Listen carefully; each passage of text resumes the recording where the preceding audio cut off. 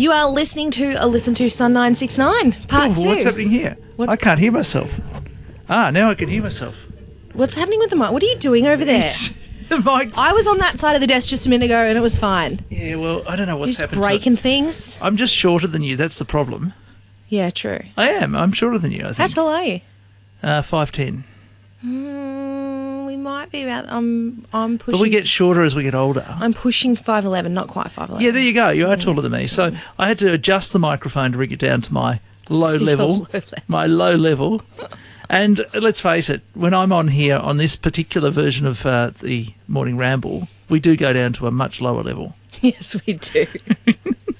Where are we going to go today? Where can we push the standards today? I mean, drop our standards. I mean, we don't have to drop our standards. I don't think we should drop our standards. Yes, don't drop anything, really.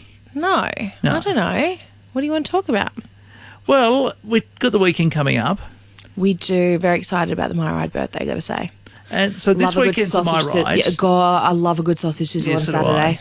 So we've got to find out when it's on. It's at My Ride, and I'm pretty sure it starts at 9. I'm just not 100% on the finishing time because usually Saturday business hours are a bit shorter.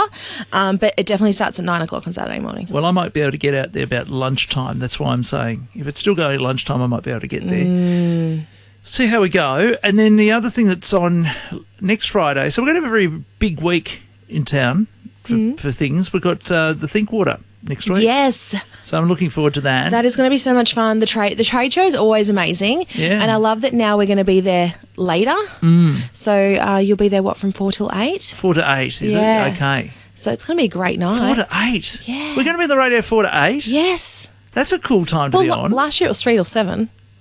Right. Yeah, but we decided, based on last year's 3 till 7, we decided we'd push it 4 till 8 instead this year. Because the event finishes about 8, although I must say, last year when we were finishing up around 7, the numbers had dropped a little bit by that time. There were fewer people. Yeah. But I was able to stick around and have a sausage. The way it works is... And a drink, because I didn't drink during the OB. So the way the trade show works is that throughout the day, there's all these specials, right?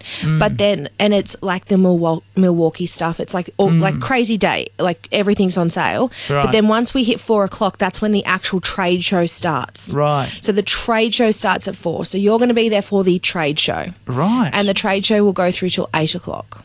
Okay. Probably a bit later, realistically, but yeah. I better tell my agent. Your agent? What? I'm just stirring you. You don't have to do it. It's fine. No. Yeah. It's all right. If you're going to play that game, it's fine. You don't have to do it. I'll do it. It's all good. You know what? My people will talk to your people and we'll work it out. They'll do lunch. No. My people will do lunch with your people. No, they won't. No, I don't even have people. What am I talking about? I've got people. I know you do.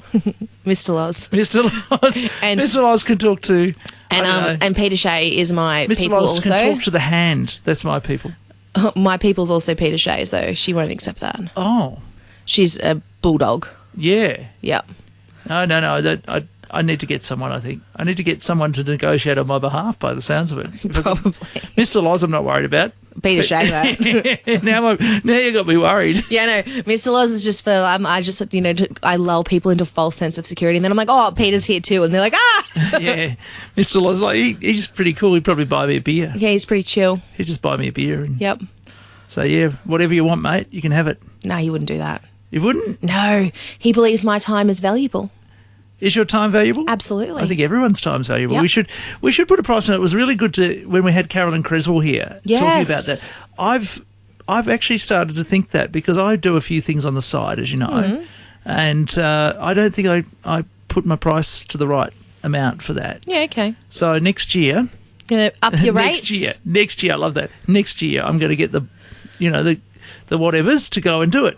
Get become daring enough to up your prices, up your my rates. prices next year. I've talked. Took me years to accept that my time was valuable. I think especially when we do something like what we do, like in radio, we're very skilled. But also where what we're asking to be paid for is ourselves, like our voices and things like that. And so because it's not our knowledge. Yeah, and because it's not a physical product, you kind of, when you first started, I don't know about you, but when I first started out, I felt like a bit like I was overcharged. Like, you know what I mean? You like, felt privileged to be here. Yeah, but also we are privileged, it wasn't like I was on selling, oh, well, it cost me this much, so it will cost you. You know what I mean? It was like, oh, you're essentially just paying for my time. Yeah. And obviously then I had to learn that it wasn't just my time. As you said, it's my knowledge, my experience. Yes. You know, it's all of those things as well. As time goes on, you should be worth more. Exactly. And I think the example was, there was a place here that clips dog hair. Yes. And they make more money out of babysitting dogs now.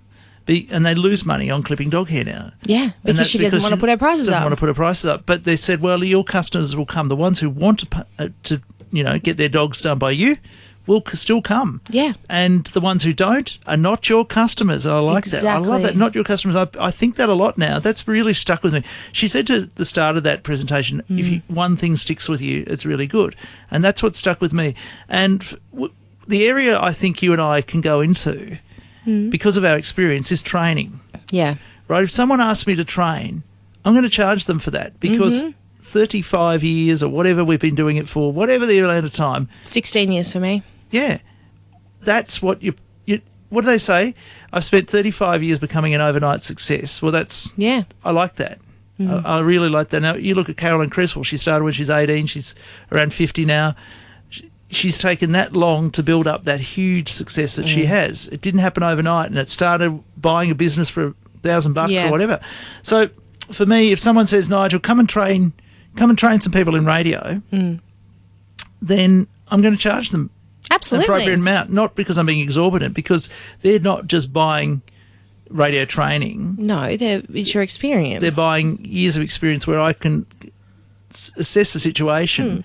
And I've trained many, many people in different backgrounds, different cultures, that sort of thing. So, if they, particularly if, say, around here somewhere in town, if someone wanted me to train Indigenous people in radio, I've trained Indigenous people in radio before. So I've got that experience and the cultural awareness and sensitivity. So, so add that to my 35 years of radio knowledge, and then I can do that. So I trained some people years ago in how to be interviewed.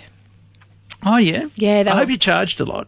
I can't actually remember. It was when I worked at Channel 7. Yeah. And we were contacted and they were putting on this little course, and they wanted the people that were, in the training were people, they were like scientists and stuff. And so when they would get interviewed, they'd get so caught up in the facts of the information that they gave pretty poor interviews, because they're like, Joe Blow down the street has no idea what you just said, mate. So I had to teach them how to get the information that they wanted to get across in a way that was interactive and people found interesting. It was really cool. I was involved with some people who did spin training, like training people how to handle media. Yep. So we did a number of events over a few years at big talk radio station and sports stations in Melbourne. They just hired the studio effectively, and they come in and train, and I would do the recording. So they just hire me basically to press the buttons, but they knew my experience, so they would actually ask me to give advice as well. The trainers were very experienced radio journalists and newsreaders and that sort of thing. And so they trained politicians, they trained people in media, police emergency services people, transport people. So we had all these big name officials coming in for training in how to handle, no joke, the big talk radio announcers in Melbourne from the ABC and commercial radio. So they come in, and so they'd have like simulations. We do simulations on what, because they'd have sense points that they had to get out and all this sort of stuff. So really interesting stuff on how to handle, how to spin it so that you don't look stupid when a big identity, a big radio personality goes hard on you because you've got something that your organisation hasn't handled very well. Yeah. So there's a lot of training in that now. A lot of and there's good money in that. Those people who pay to do that, they'll do seminars that'll be thousands of dollars for a 1 day, 1 or 2 days of training. So there's look, we bring to the table all of our knowledge and expertise. And just quickly on this before we go, musicians often tell me about this. When they're starting out, they're always asked, come and do a gig. It's great exposure. Come and do a gig. But they get that right exposure. Through, and we get it as MC sometimes. We'll get asked, it'll be great for you, good experience. Well, there comes a point, whether you're a musician or an MC or a DJ, that you need to say, I get paid to do this. Yeah. So this is my job. I kind of find it funny, like as you just said about when people say it'll be great exposure. Yeah. The other hand of that too is working in an industry like this is we often get the interview this person, it'll be great for your show. Like you interviewing them and giving them promotion is really good for you. And you're like, come on now. Because you're getting a free interview. That's what they want. Exactly. They want the free interview. But the way they spin it, like, oh, you should have so-and-so on your show. Like, it will be fantastic. People will love it. And I'm like, dude, people pay for my time. But that's why Carolyn Creswell, she said, she had made the point. She said, the commercial radio station here, which is us, interviewed me on the radio. So I took that, and she's smart. She gets it. Yeah. And it's exactly what people do. What I thought was really funny is she thought it was like some free promo interview. Yeah, but when we sponsor October Business Month, and essentially it had been paid for. Yeah.